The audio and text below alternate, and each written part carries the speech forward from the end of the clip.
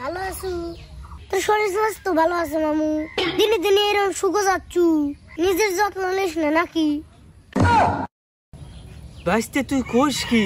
আর দিনই তোর সাথে দেয়া হলি লাখে লাখে সংঘর্ষ লেগে লাখ ফাইটে রক্ত বাড়া যায়, তুই খোঁজ লিস নে।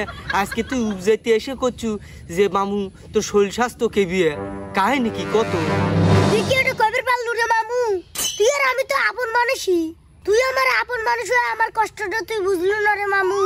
মনটা যে কি চাই রে মামু তুই বুঝলু না, খুবই কষ্ট লাগলো রে মামু। তুই যে আমার কি আপন মানুষ তা আমার জানা আছে, কত সমুদ্র না শেষে কি ধান ডালি আইসু তাই ক। তোকে আপন ভাবে করছি রে মামু, জীবনটা খালি আশফেস আশফেস করে, কোনো জায়গায় গেলে পারে শান্তি পাই না।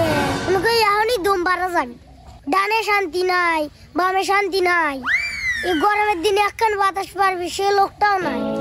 একটা বিয়ের ব্যবস্থা করে দে রে মামু। তুই এই বয়সে বিয়ে করবু? তোর মুসালা কাকা এ পর্যন্ত বিয়ে করলো না আর তুই বিয়ে করবু? তা বিয়ে করার পরে বই খাবু কি তুই? ওই মুসালার কথা বাদ দে, ওর জীবনে বিয়ে নাই। তুই গেলে আমার ঘরের জঙ্গলটা দেওয়ার ব্যবস্থা করে দি, তারপরে দেখ আমি কিভাবে টেনে নিয়ে যাই। তোর ইতালে টেনশন করাই লাগছিল। আবে মেয়ে যদি না পাওয়া যায়, 3-4টা সাল আছে ওইটার সাথে দি, তাও এখন ব্যবস্থা করে দে রে বাবু।